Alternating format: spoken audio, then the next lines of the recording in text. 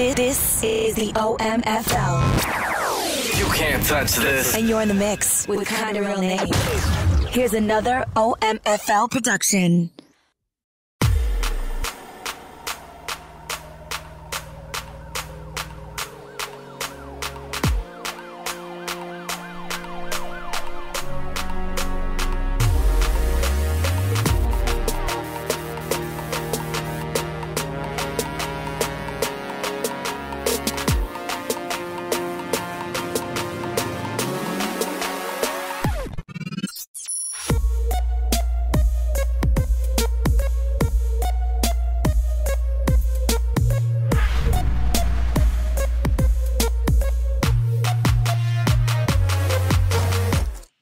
Welcome to Press Pass Live, your weekly podcast show for the OMFL.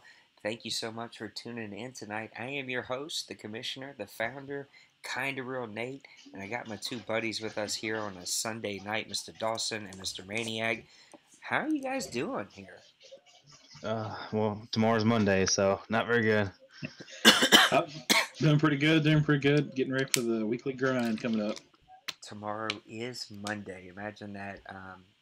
We're doing this late because everybody had a super busy weekend, and I was working the playoff game tonight, and I literally walked in the house, haven't eaten, haven't done anything, took a shower, sat down to do the show real quick. So you may hear one of these little spoon against the bowl as I eat some homemade soup that the wife made, and we're gonna knock out a show, man, because there's a lot to talk about, and I know. That's right. We can officially say this is how we have to open every show now. The award-winning Press Pass Live. That's right. We won the podcast of the year from League Crawler, something that we're super honored by. Came in close for League of the Year, but you know what? We won it last year, so I'm not too embarrassed by it. But we did have some owners who were like, nope, we are winning it this next year. I'm just blown away by all the support we get. And I'll be honest, I've said this a zillion times on past shows, but a lot of leagues out there are struggling to stay full and are not full. I mean, leagues in this community have been full, but a lot of leagues are struggling to find consistency and find owners. We're not. We have a really consistent group here that's been together. Really, the core has been together for years now. And so, I don't want to sit here and ramble, but I just so appreciate the four guys who are on this show, the board, and just the consistent owners that we have. Nobody came here to listen to me spout about my love fest for the OMFL, but let's get into it and start talking about the league. Let's talk about our favorite game. We're in week 14. Can't believe that, already in week 14. Did we advance tonight or today while I was gone? Yeah, we did. During the Saints game, we advanced this afternoon. There you go. So we're in week 14. This is why I did not know this, because I was actually at the Saints game. So week 10, 11, 12, and we'll squeeze 13 in there since we just advanced if you want to do that. But give me your favorite game, and we're going to start with you, Mr. Dawson. Favorite game from those weeks? Yeah, I'm going to go with a week 10 game. The Chicago Bears versus the Tennessee Titans. Both teams are still fighting for a spot in the playoffs. You got the Bears, leading their division, the North, for the moment. Then you got Titans; they're still fighting for a wild card spot. I'm not sure. I think they won't be able to get the division with the Colts. No, I think they're 11-1 or 12-1 at the moment. But we can talk about the playoff chances later on. This game, it was looking at the box score. You wouldn't have thought that the game was a 3-point game. Just by looking at some of the stats, Jameis Winston, he was 11 for 22, 50%, 175 passing yards, no touchdowns, and 3 interceptions. Then you had, I think, Taywan Taylor had 104 receiving yards, so 104 of Winston's 175 yards went to Taylor. So it just showed, what type of game it was, that Titans just couldn't get anything going, the passing attack or anything. But if you look at the other side, Bears, they had a good rushing attack with Howard at 212 yards, 2 touchdowns off 21 rushing attempts. Solid game for him. Both teams had a few takeaways from each, with Bears winning the turnover battle 3-2. Bears end up being 50% on third down, where Titans were 38%. So I think that was kind of where I guess the final end result was. It was a 3-point game. Bears had almost pretty much double in total yards. I think they had over 500 rushing and passing yards combined. Whereas Titans, like I said, 170 passing yards, rushing was 68. So it was more or less the Bears was just able to move the ball up and down the field, but they did have 2 turnovers, so that must have really hurt them on that end. Overall, Bears got the win, 31-28. They're sitting pretty happy in the North, and Titans are still trying to fight for that wild card spot. Yeah, it's crazy. How was this game even remotely close? 2 touchdowns from Trubisky. Howard over 200 yards, 2 touchdowns. They picked off Winston 3 times. They held their rushing game under 70 yards total. And then they just went to one receiver for 104 yards. It's crazy how this game was even remotely close. Big win for the Bears. What ended up hurting the Bears, though, is they dropped a couple games right after this, right? And so that NFC North is really up for grabs. We'll talk about it a little bit later, but just a crazy game there in Tennessee. Mr. Maniac, what week, what game? Oh, I'm going with the Week 12 game against our buddy Dwayne and Kev, both our buddies there. That game ended up being actually 30-21, but I thought the stats were quite intriguing this game. This was a game that Dwayne just dominated on defense. He ended up having, I think, 9 total sacks in this game, which was just really impressive from that point of view on the defensive side. 3 interceptions. He had a really good, solid outing by Wentz. Nothing spectacular, but it was a solid outing. Wentz did pass away for 227 yards. He didn't have a touchdown, but he also didn't have any turnovers. So that, in Dwayne's key of and his play offensive scheme, limit the turnovers and just ball control and just ram it down your throat. And so it played right into his game plan. Bo did go for 2 touchdowns. That's kind of typical for Dwayne. He always seems to find the end zone with Bo at least a couple times per game. Kev did hold him pretty good with only 87 yards rushing, I think, with Bo. But the big stat from Kev's side was that he actually really put it on Dwayne on the passing side. His quarterback, the rookie Nicholas, passed for 13 of 19 for 331 yards, 3 touchdowns. He did have the 3 interceptions. Obviously, giving up 9 sacks, being under duress, that would probably cause an interception or 2. I'm assuming, but Kenny Stills just lit it up and kind of maybe showed a little bit of a weakness for Dwayne's team. If he had 7 catches for 219 yards and 2 touchdowns, and it just he really showed up in that game for Kev, and Kev is battling out in the AFC East, trying to get in the playoffs and get that the championship for that division and stuff. But I thought this was a really intriguing game. It could be a definite playoff preview in the AFC, and it's going to be interesting to see how these guys finish up. Yeah, hats off to Kevin. I mean, he went for 331 yards. Kenny Stills over 219, 3 touchdowns. Didn't have much of a running game, but he held Bo Scarborough under 100 yards, almost 20 carries, 17 for 87. No touchdowns from Wentz, only 227 passing yards. So not a bad job for Kevin, but this is the typical, picture perfect Dwayne game, right? Even if you shut his passing game down, even if you shut his running game down, you're not going to run the ball over on him, and he's going to pick you off a ton.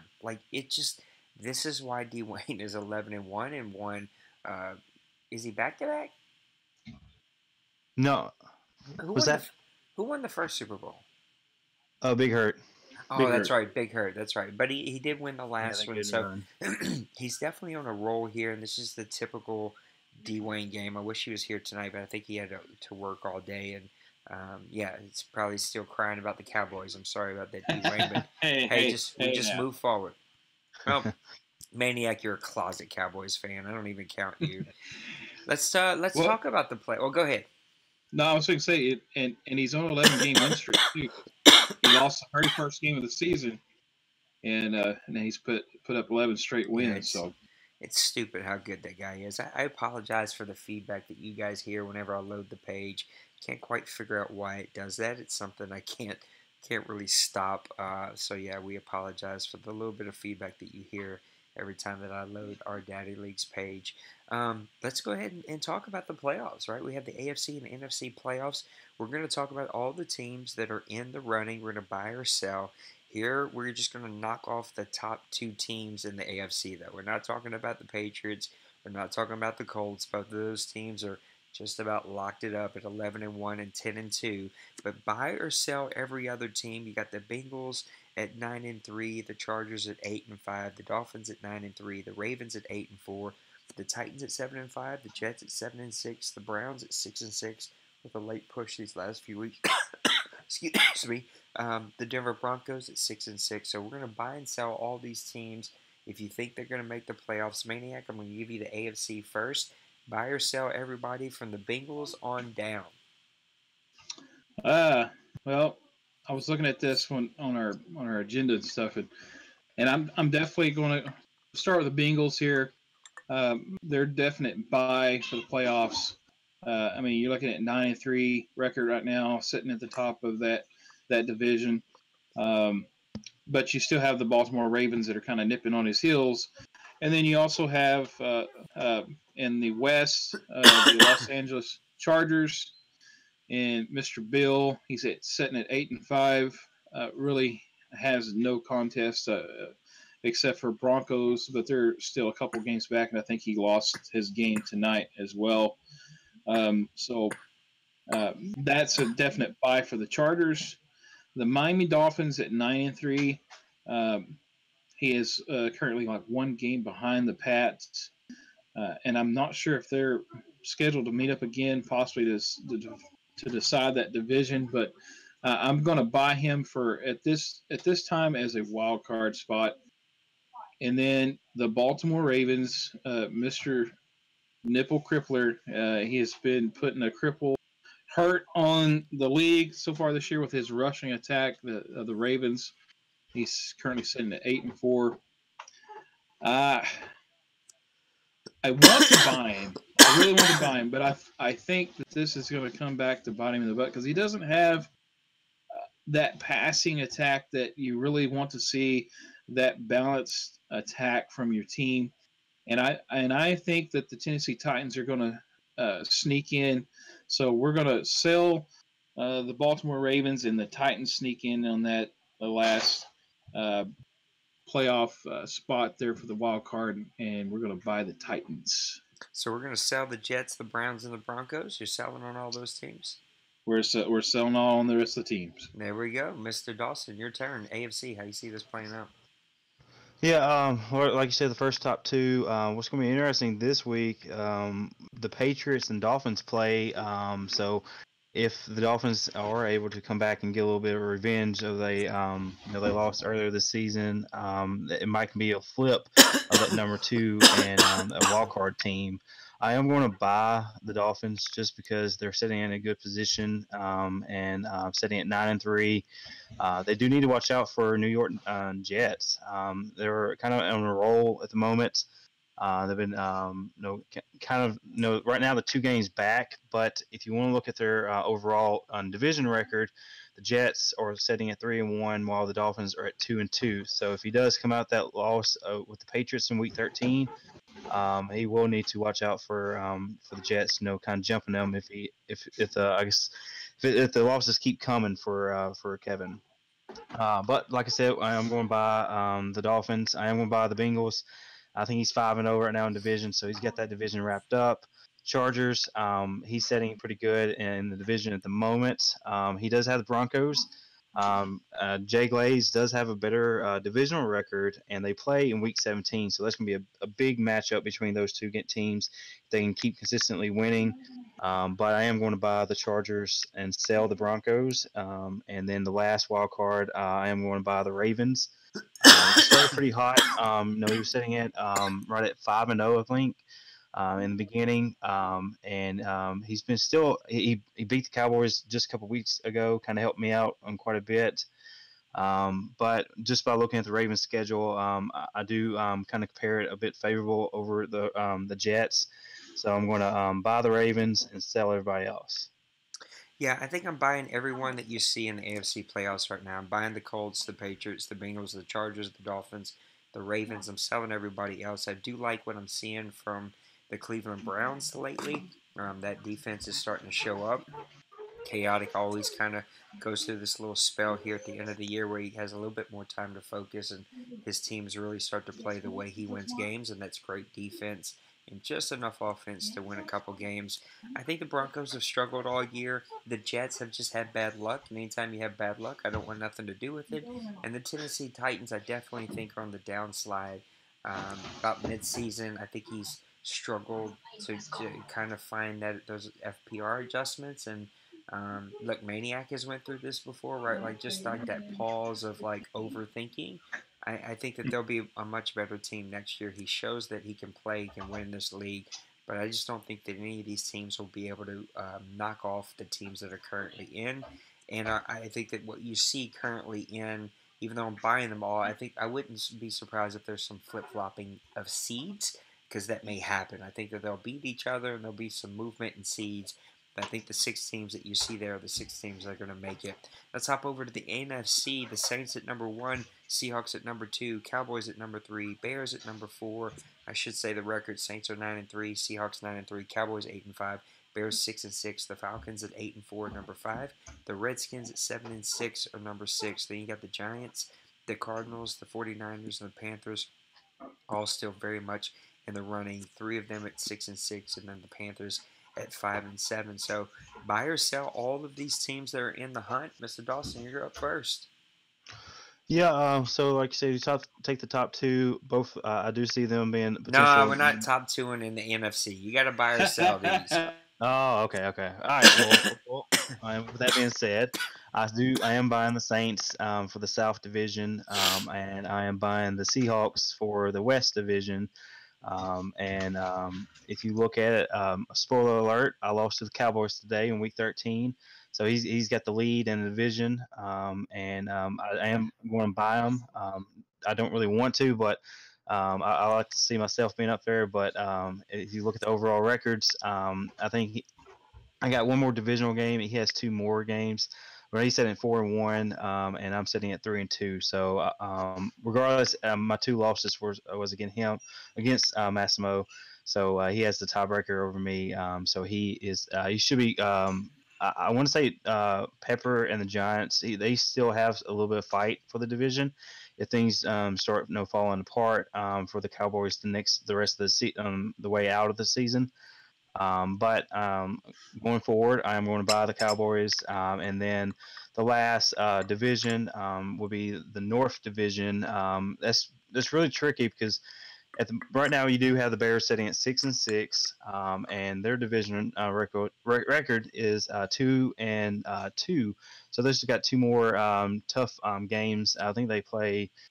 Who do they play? I was just looking at other. Yes, they play the Packers and the Lions in week 16 and 17. So, and with that also is the Packers has still got a little bit of fight in them. I think he's setting at 3-1 for the division, and the Lions are setting at 2-1. And we all know how DBL is, they come in that late part of the season, that surge and kind of creep up and sneak in the playoffs the last 2 seasons.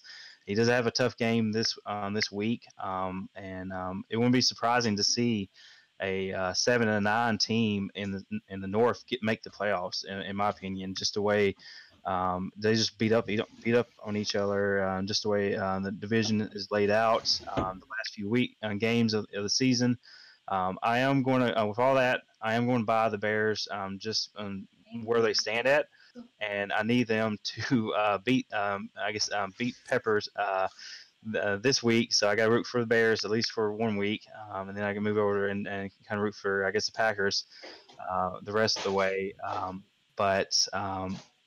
And so that leaves the 2 wild cards. And at this moment, I am going to buy the Falcons as that first wild card spot. And I guess I have 2 playoff pictures. The first one is me making the playoffs, just because I can't just leave myself out. But for the purpose of the show, me being realistic, I am going to buy the Cardinals, just the way they've been playing. They can. He's got the tiebreaker over me. So if somehow we end up with the same record, he should be able to squeak in over me. And 49ers, I'm going to sell them. I'm going to sell the Giants for the time being. And like you said, we're at the point where we have 4 games and anything can happen. I guess the wild cards I picked, one can be can be left out. I don't really see a 9-17 making the playoffs, especially in the NFC. Just the way all of our records are setting up, could be a 10-6 team, could be a few 10-6 teams missing the playoffs. Yeah. Mr. Maniac, how do you see the NFC, your old conference, kind of playing out here, buying or selling? We're going to start off with the number 1 seed right there, the Saints. We're definitely going to buy in on the Saints. The Saints have been playing solid ball all season long. And Nate, you've got that defensive team rocking and rolling, and I know you've had a couple of hiccups here and there and stuff, but it wasn't nothing like it was just an absolute blowout that you weren't in that game. So look for the Saints to push and make a big push in the playoffs. So we're definitely buying. The Seattle Seahawks, he's been on a tear. He's kind of back to his Mo way, because he's kind of got over the big hurt hump, and I believe that he just actually won a game versus Big Hurt tonight. Yeah, it was 20 Seahawks 26, 49ers 19. It only took him 5 years, so. But he's got drug attack going on right now. We're going to talk about that a little bit later. So we're definitely buying the Seahawks. There's nobody going to challenge him for that spot, and I think that there's probably going to be possibly a switch up with 1 and 2 seed there, but you 2 guys are going to be fighting out for that. And then here we get to the wild card portion. The Cowboys are sitting at 8-5, as we've talked about already, top of the division so far. But this division has been up and down a lot this season. But it's, for me, it's in between the Redskins and the Cowboys.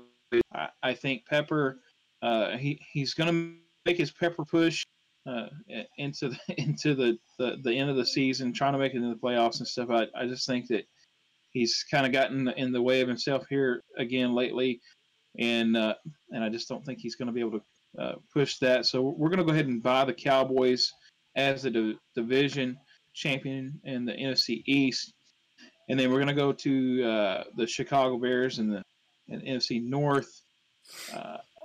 And the surprising team that I'm going to say, because the Packers right now, Priest he's up and down. Like 1 week he'll lose like a game that you really think that he should win, and then the next week that he'll play a game and you think, oh, he's probably going to lose this one, and he just blows competition out. So you just never know what's going to happen with him. And right now, yes, he's sitting at 5-8.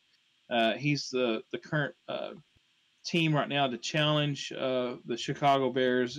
Chicago's played a pretty solid season so far, so we're going to go ahead and buy the Bears at 6-6, but look for the Packers to possibly make a late season push if he can just keep those turnovers down. He's an interception magnet. And then we're going to come down to our final 2 wild card spots, and we're going to go ahead and buy the Washington Redskins and one of the final wild card spots. and I'm going to go ahead. I know I'm kind of like buying everybody down the line and stuff. It just seems like it's cut and dry for me right now. I know it can change, but for me, watch these guys play throughout the season and stuff. I just feel like that it's there.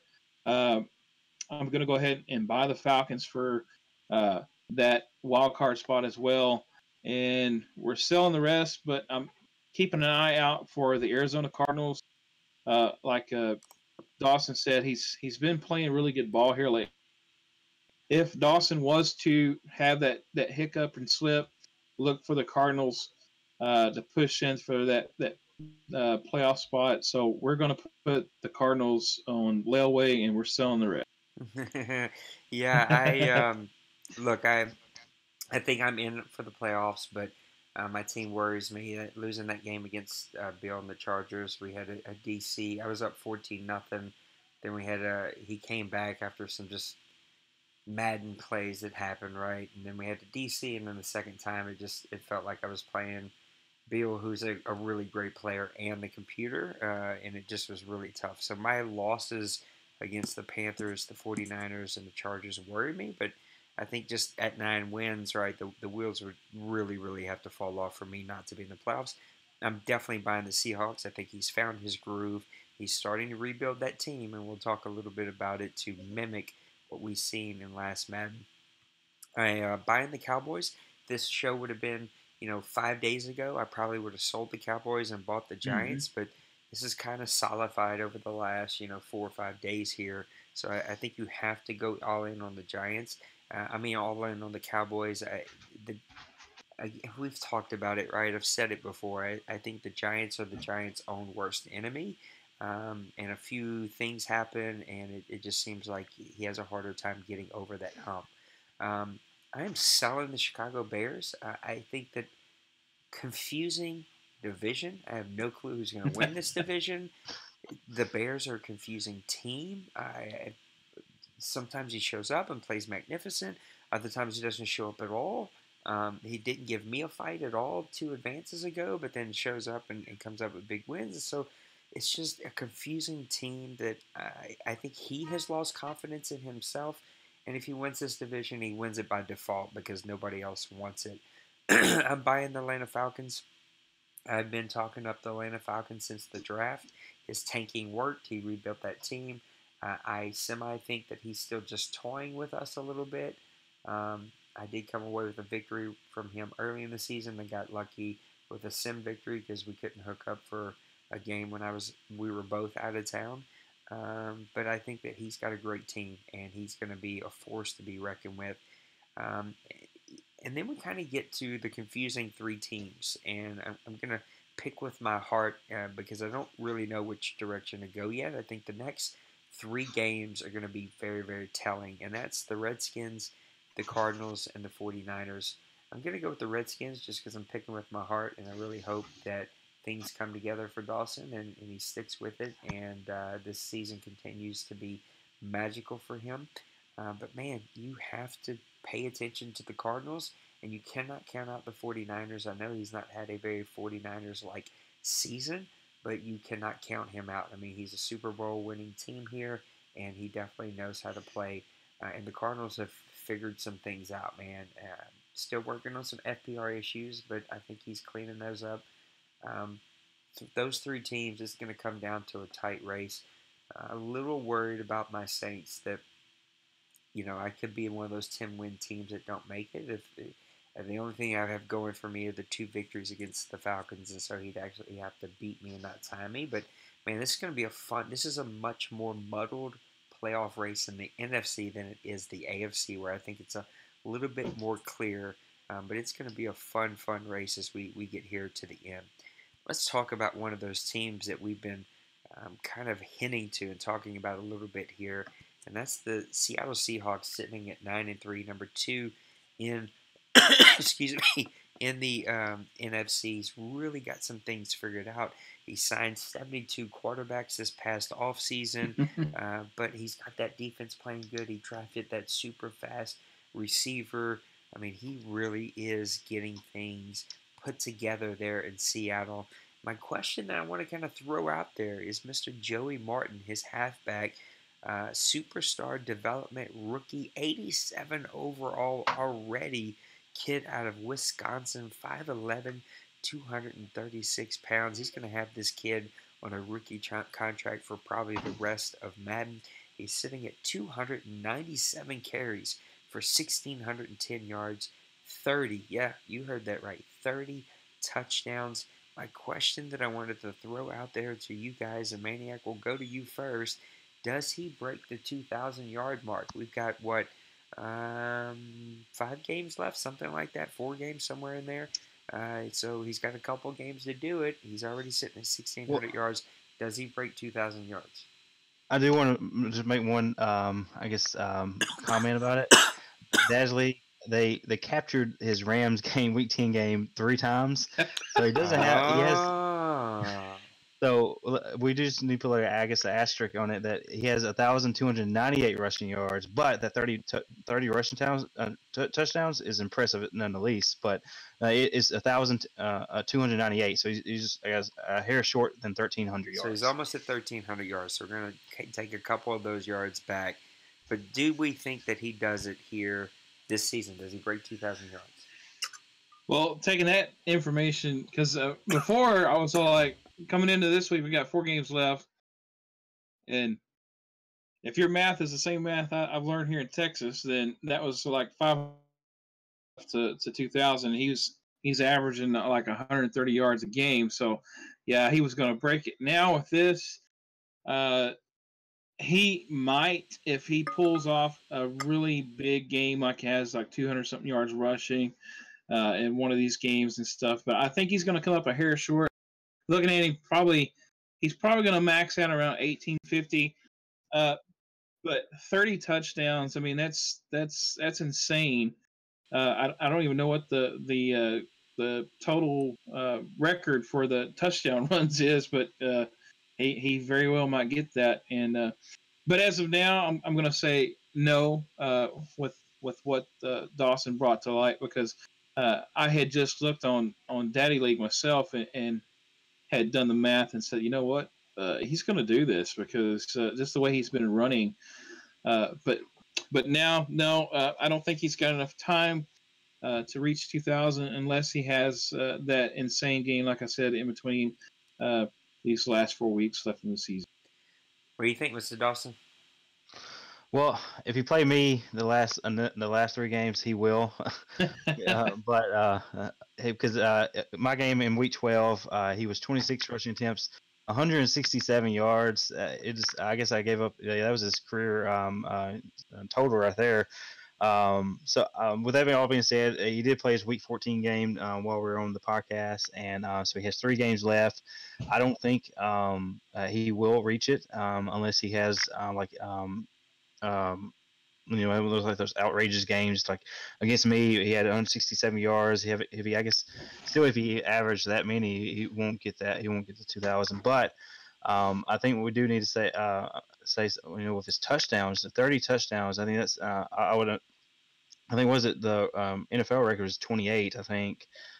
So he's obviously got that broken, and it would be surprising if he can get up to 40.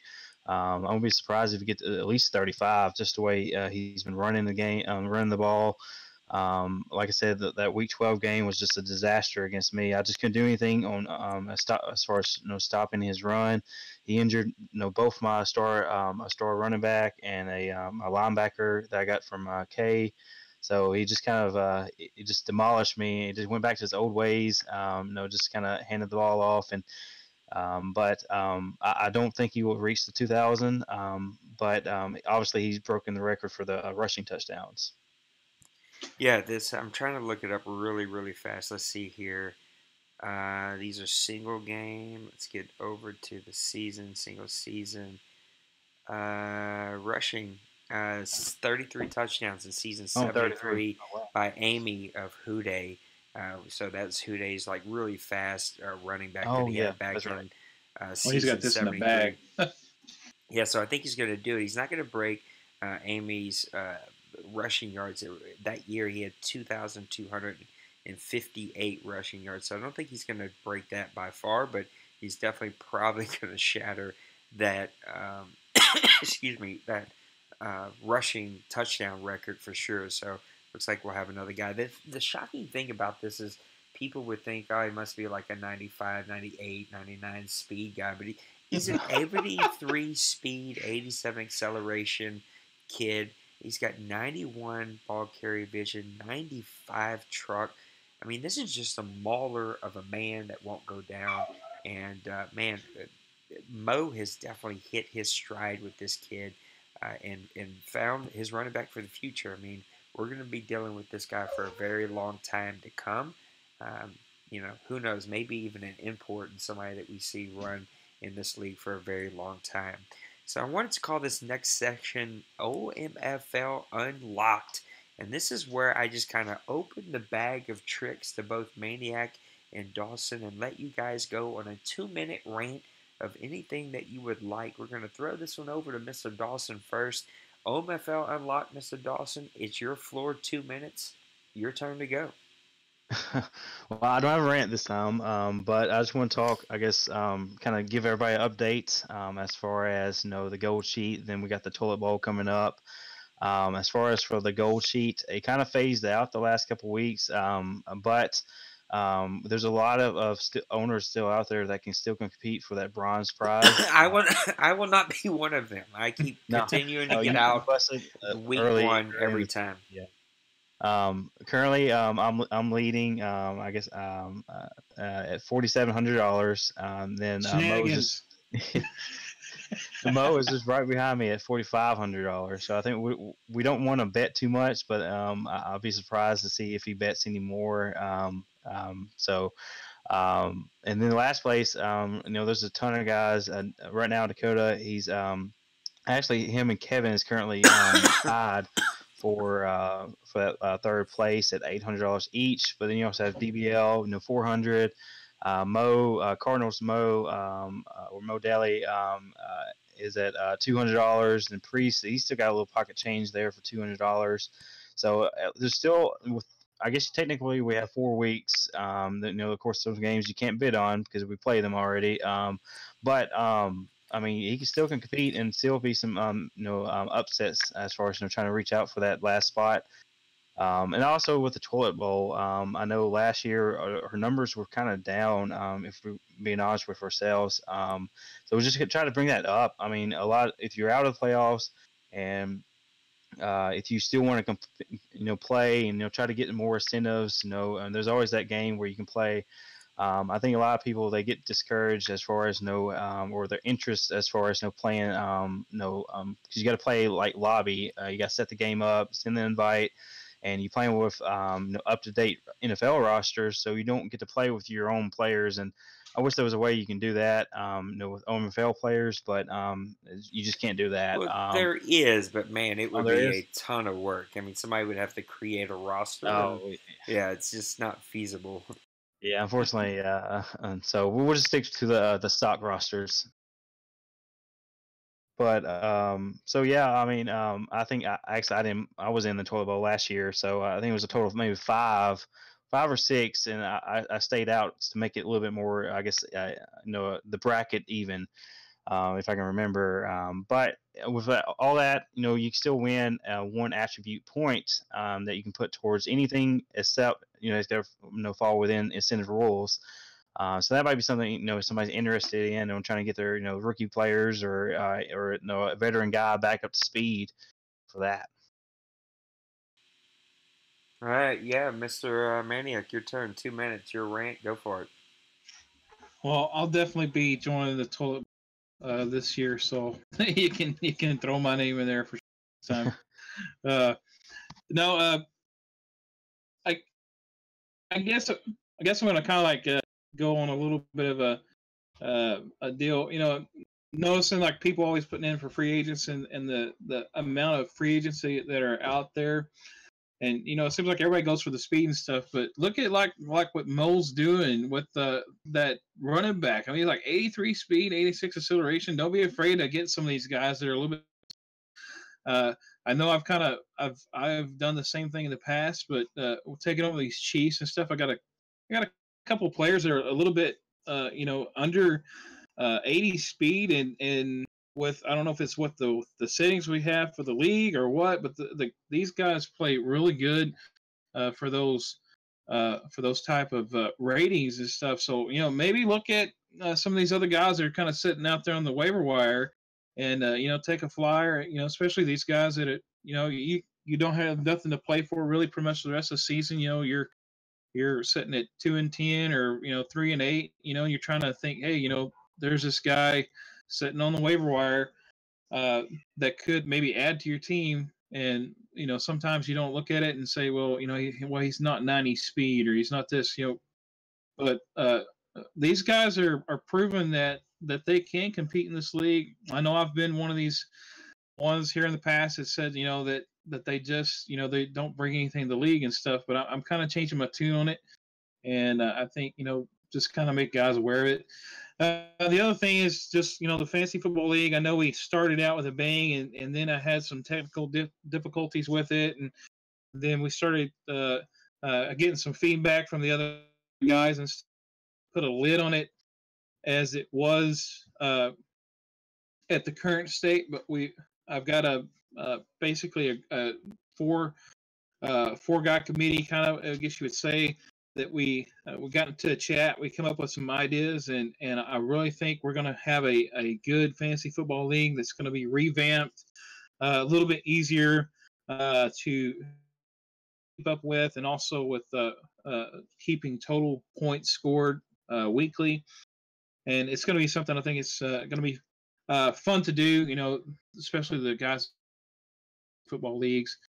And then guess what? The Pro Bowl is right around the corner. I'm actually going to be starting to look at those rosters and get some things going for that, and we'll have that coming out for everybody to get involved with, and get their voting going on with the players from the league. And yes, Outlaw, you will have some Texans on there, so don't fear. Yeah, let me take a couple of my 2 minutes to say the Pro Bowl and the awards all should be out here by Advance 15. That's kind of my goal, that I aim to get the guys to get those votes up and get all that posted. That gives us a couple of weeks to get things done and have things ready for the off season. I will also say that the Toilet Bowl, the Gold Sheet, and the Fantasy Football, like, those are all just great ways to be engaged in this league beyond just playing your game. And they're fun things to do. They don't take a ton of time. The fantasy football thing I was killing, and that's why Maniac had to go ahead and kill it. I just was so far ahead. He needed to go ahead and nix it in the butt for a little bit to give everybody a chance. But it's one of my favorite things. The Gold Sheet I love to do. I just have had terrible luck the last 2 seasons and have been busting pretty quickly. But and the toilet bowl is also a ton of fun. I know that it's not as fun as playing with your team, but still a way to stay engaged. And it's surprising to me that usually the team that wins the toilet bowl is always one of those teams that momentum carries over into the next season, and you usually see them either in the playoffs or definitely pushing for a playoff spot. So I'm encouraging you guys to get involved, jump in, and use these opportunities to win some extra incentive points. I love the way we do things, and I just think that we do it very well. It's not about being the best. You guys know kind of my rant on that, but I love what we do, and I love how we do it. So get involved, and if you don't get involved and don't get all these extra things, then it's 100% on you. My 2-minute rant that I've just used a minute and a half of it with is going to go to FPR. FPR has become extremely overwhelming lately, and this is always what happens, is that I've tried to tighten up on some FPR issues that have been lagging these last few seasons, and we kind of have the reverse that happens, where guys become oversensitive to everything, and they start submitting terrible FPR about things that are extremely minor, and that cause us a lot of work, because now we have to go watch video, and we're not seeing what you said you seen, or we're not seeing it to a degree where we should have had to watch film on it. It's that snapback, right? We go from maybe FPR issues to being too sensitive, and the reality is we got to find a middle ground. We got to find a middle ground where, look, things happen. No one's perfect. I don't play it perfect. I think my play calling is, uh, if you want to, like, how do I play call in this league? Go watch my games. I feel like I example FPR play calling to a T.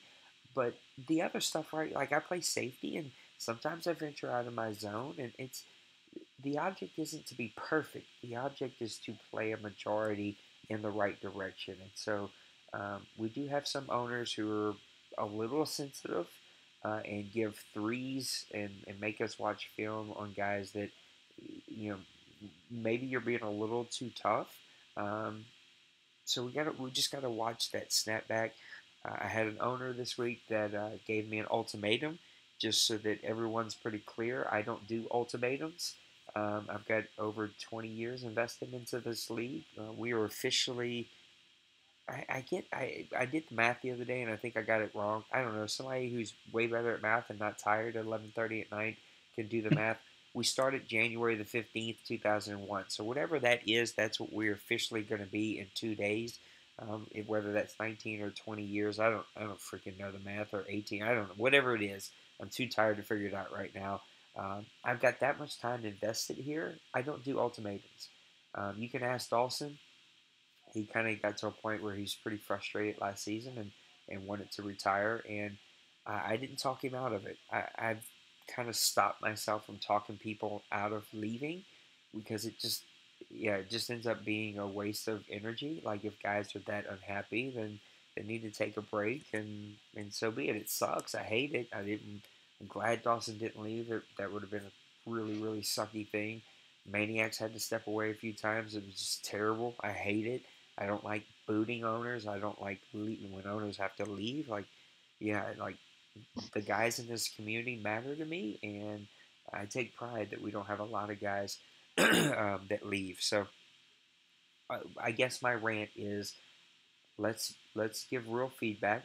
Let's all clean up and work on our FPR, but let's not be hypersensitive to every single minute thing. Dwayne and I broke down a bunch of film, an hour and a half of it the other day. I think that'll help. If you want to learn how to play call in this league, go watch my games. And if you want to talk through some things, definitely hit me up. But the film has become overwhelming. Literally, I think between the time I left last Sunday, so from last Sunday to this Sunday, we've had about 10 or 12 different films that had to be watched. That's a lot, dudes. Like, it's an hour and a half for every game film, plus writing notes, plus sending that to me, plus me having conversations. It is a ton of work. It's probably 2 hours per game film that comes in. And if it's legit and we need to watch it to help owners clean up, I'm totally fine with it. Um, but there definitely has been some feedback where it's like a little too sensitive and a little hypersensitive about FPR, and it just becomes a lot of work to go back and watch. So yeah, let's not snap Can I from one add extreme to something? the other and find a balance. Yeah, please. Timestamps. I think that's pretty, I guess, critical as well. If you feel like somebody's not doing or not, in one play it looks kind of fishy. Just add the timestamp to the feedback.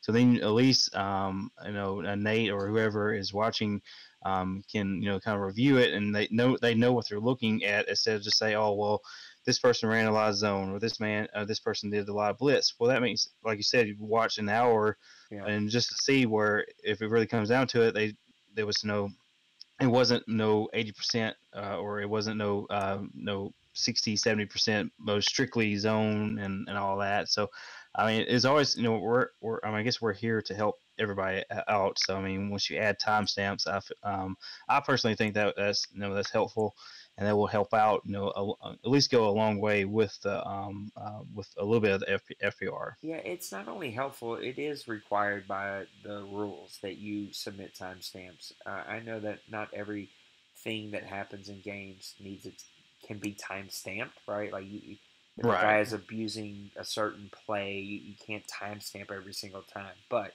I will say this, that starting next season, I am going to hold people accountable to that rule. If you give an FPR, that is rated low, and you don't want to invest the time in going back and watching your film and giving, hey, he ran this play 20 times, and he ran, 3 blitzes back to back 5 times. He ran, you know, 80% zone. He, was out of his zone at 22:05 and 36:02 and 45:01.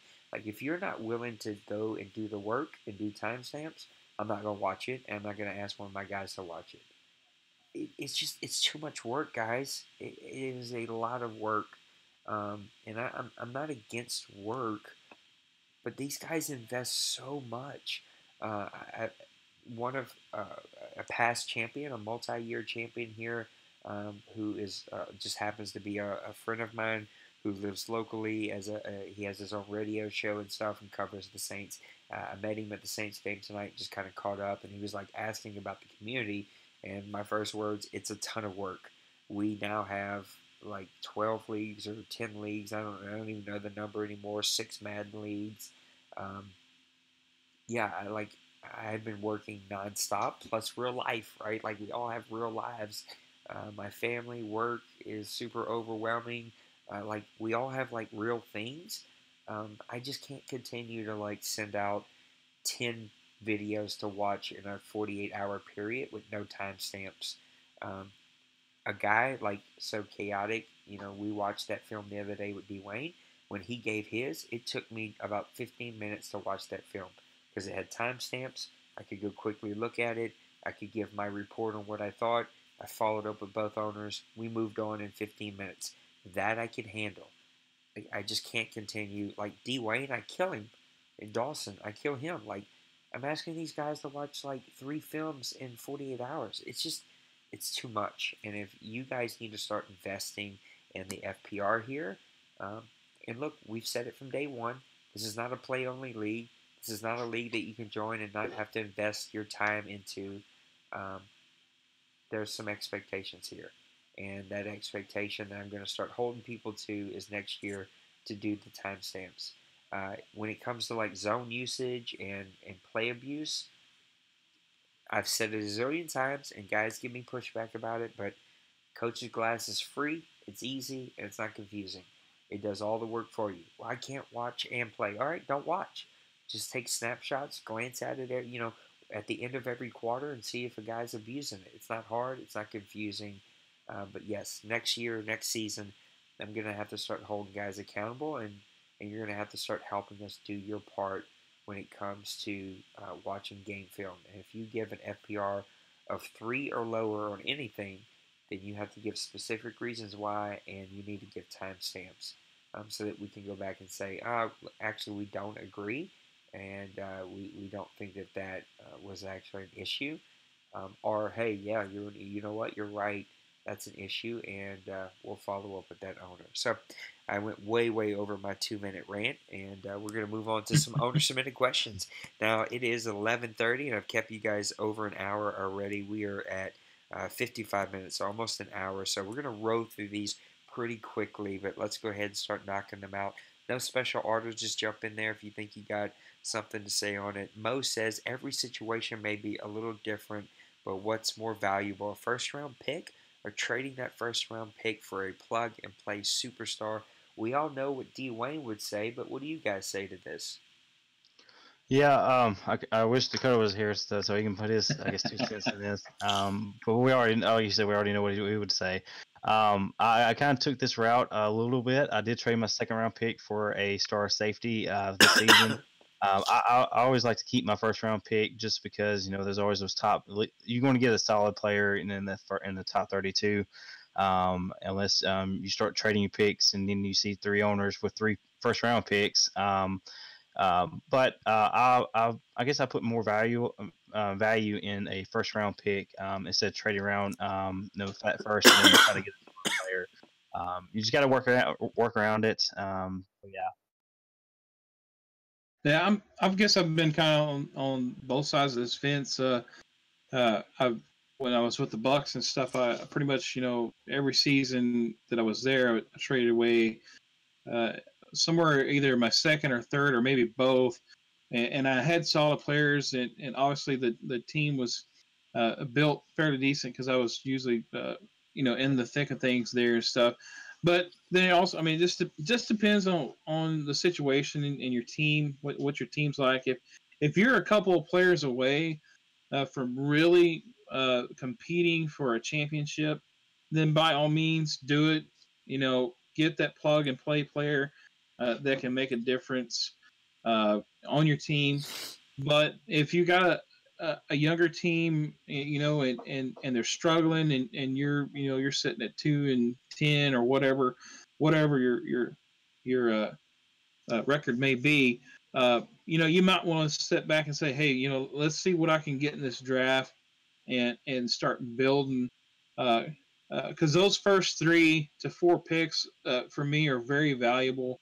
Uh, if it falls correctly in the draft, you could literally possibly get 3 really good young studs that within a season or 2 could really be that superstar player on your team that could make a difference.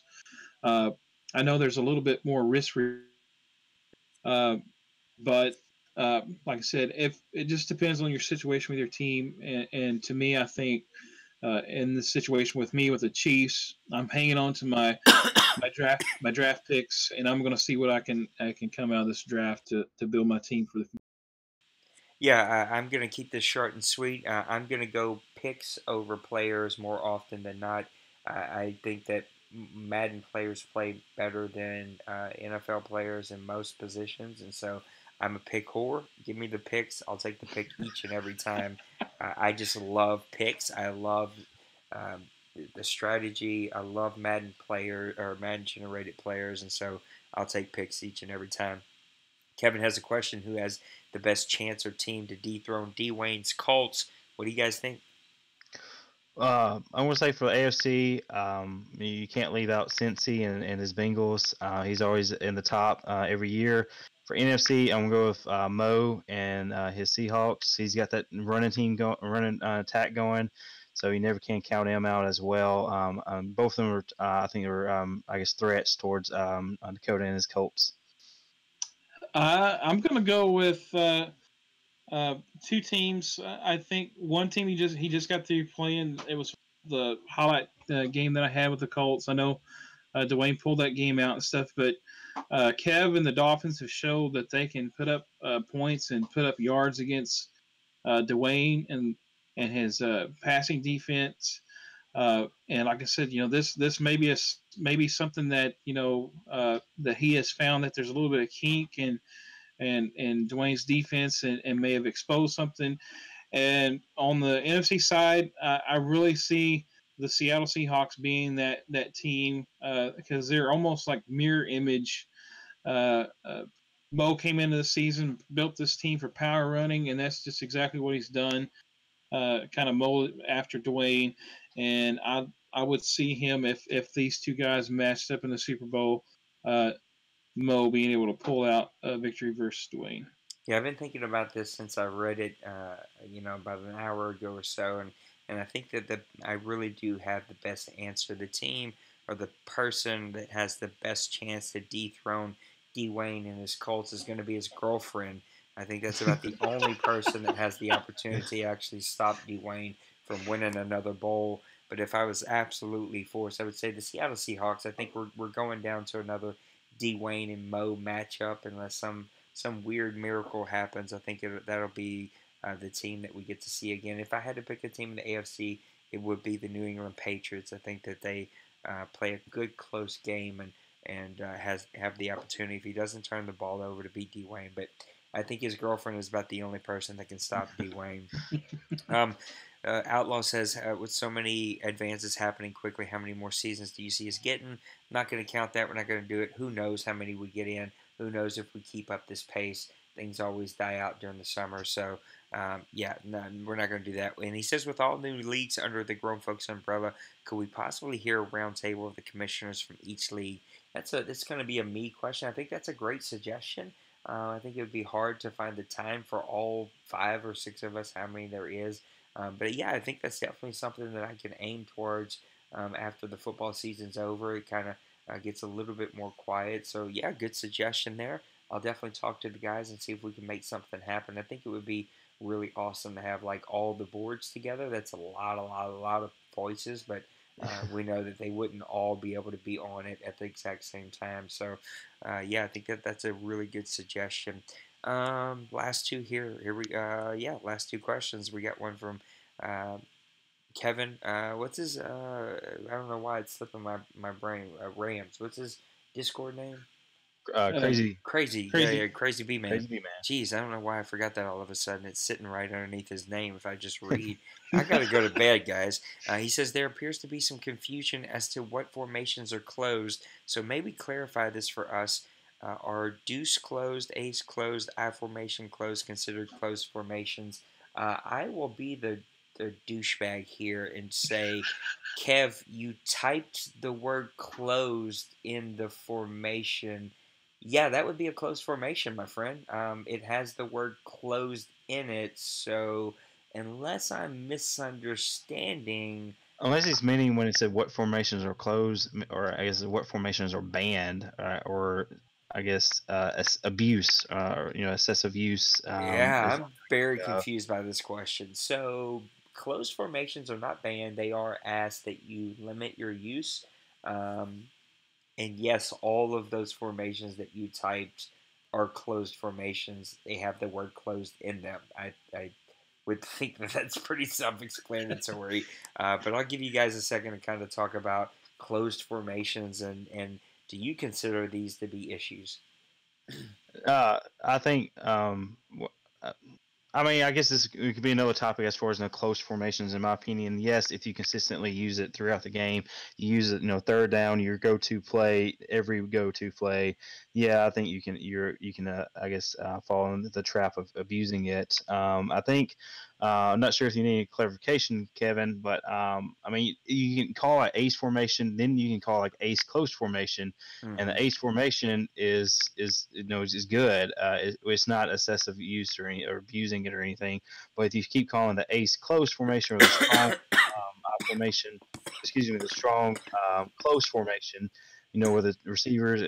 I mean, I think that can go a little bit farther. I know we discussed it more in the main chat, and people was adding more to it, but yeah, obviously, if you keep calling close formations, you are abusing it, and just try to keep it, I guess, to a minimum. But yeah.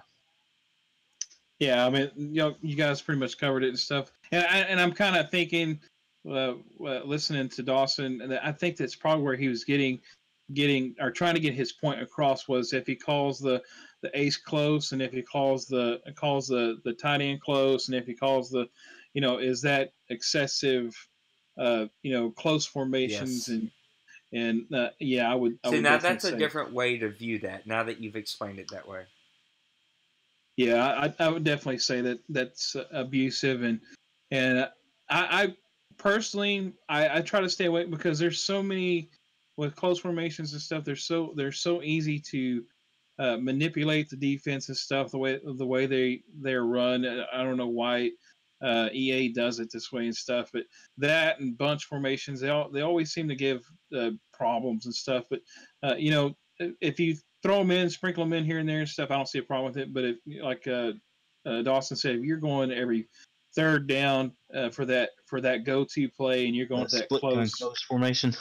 Oh yeah, I see that so much with the stupid post on the left side with the halfback wheel Yeah. to the left. That every time I see that formation come out, I'm like, well, I know what's coming now, So, any, but Yeah, you know, we're overthinking this, man. We just, and this is what I was talking about in my rant. Like, I get it, right? People are a little oversensitive with my words and trying, like, the snapback, right? They snap from one extreme to the other. Look, gameplay, even on the worst FPR, is still better than 99% of the leagues, I would say. And so we can't overthink this thing. Yes, if you run 12 different closed formations, it's just like it's if you ran the same closed formations. Like closed is closed. We're overthinking this. If you run, five different plays out of five different formations, but they're all closed, it's as if you ran closed formations 5 times in a row. So stop overthinking it. It's just avoid it. I think this Madden covers it better than any Madden has previous, but it's still a little bit of an issue, and we just need to be aware that we're not leaning on like you should question yourself of, oh, like why do I run a closed formation every 3rd and long? Why am I running closed formations every time I need a big play? Well, there's a reason, couillon, which is a Cajun word for dummy. Like, it's because it works. It's because it works too well, which is why we shouldn't do it, right? Which was my rant for cover 2 zone last Madden. It's like, well, it doesn't break anything. No, but it works too well. So anyway, yes, those are all closed formations, and yes, if you run all 5 of those formations, you are still abusing closed formations, and so you should probably avoid it. Last question, let's get to it. Smash says, what's going on with the NFC North? You're all playing with your left big toes. I have no clue what's wrong with you guys. Like, you all need to get it straight, get your team straight, and take control of this division. But what do you guys think is wrong with the NFC North?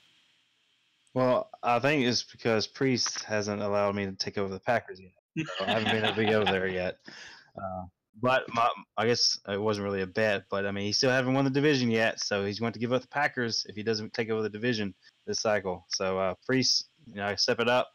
I think that I guess in reality, just all teams they just beat up on each other, and like you said, they have one good game and one bad game. So hopefully they can turn it around